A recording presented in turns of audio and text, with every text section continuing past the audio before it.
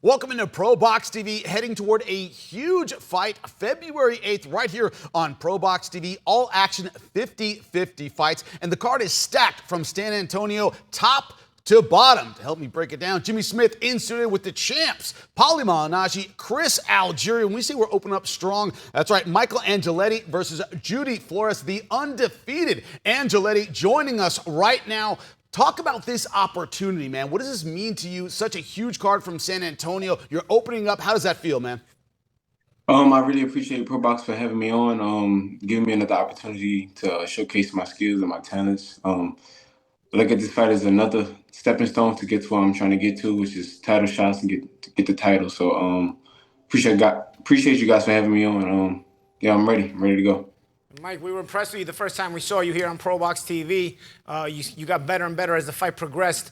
What are some of the improvements you're looking to show from that performance to this performance? Any new wrinkles we should be expecting from you? I know you guys had a certain opinion about my boxing because I decided to meet him in the middle and fight his fight purposely. I know no one. I'm long and I'm rangy, so everybody expects me to box, but I do have a personality in the ring and I like to fight. With that being said, that was our game plan in the last fight. We knew he'd tire out, so we wanted to press him in the first 4 to 5 rounds and then box him and make it easy and do what I wanted to do. This time around, we're gonna box. We're gonna look flawless and box, and that's pretty much. We're gonna stick to boxing and show you guys what I can do on the outside for all 10 rounds. So a couple of different wrinkles in a bag of tricks, then.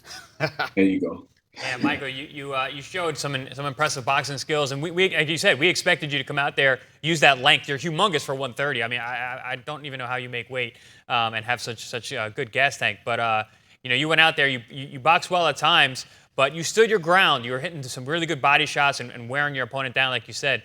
Tell us about Judy Flores in this fight. You don't have to give away what you're going to be doing, but what do you see in your opponent? Do you study them specifically, or do you allow your team to look at tape? What do you see in Flores that you can capitalize on? My whole team look at him. We've seen that he's a little shorter. Of course, I'm a tall guy for the weight class. We're gonna use our jab. We're gonna break him down with the jab, and then use the backhand in the middle of rounds to break him down, put some power on him. So that's pretty much. I ain't gonna give you all too much, but we're gonna break him down with the jab. It's gonna be a good boxing clinic that I put on.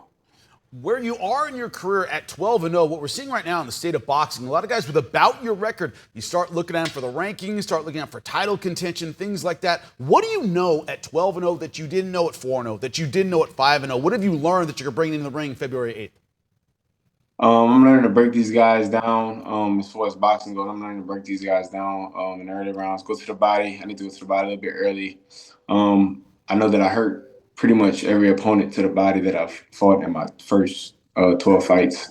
So I know that that's only going to help me. I need to go to the body a little bit earlier. So that's something that I can criticize myself on and get better from here on out.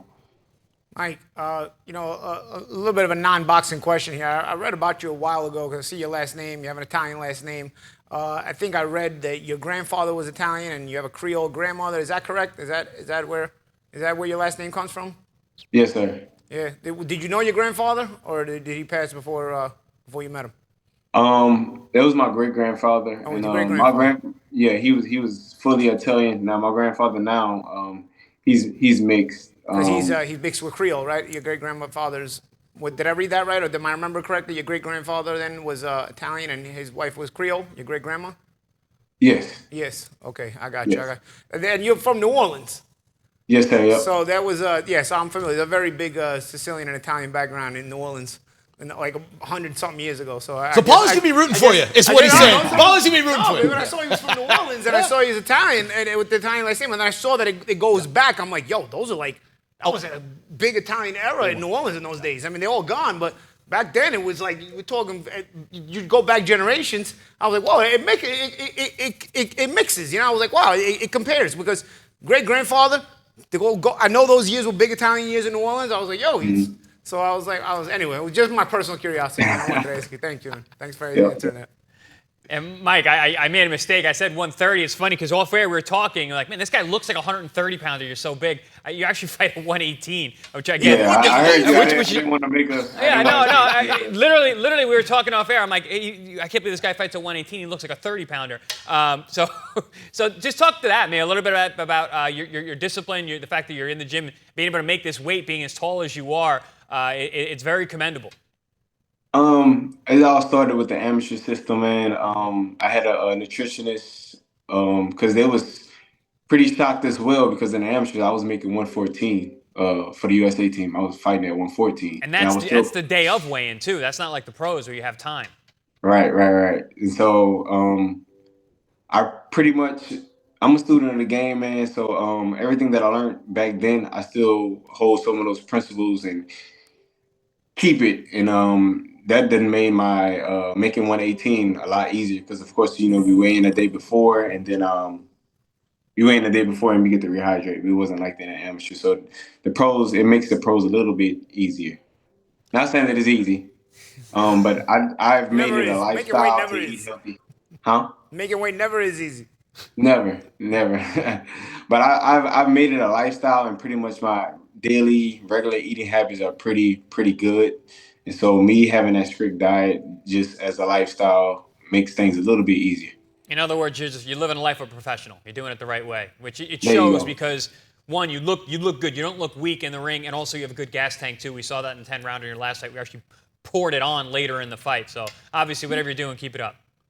Appreciate that. Yes, sir. Last question I have for your opponent, 14-3. That's a lot of experience, 17-fight veteran. One of the things about ProBox TV, we pride ourselves on the 50-50 fights. There's no A side and B side. You always have tough fights. What's that like mentally, getting ready for a guy who's got a little bit more experience, a little bit more pro seasoning? What does that bring out of you, man, in your career?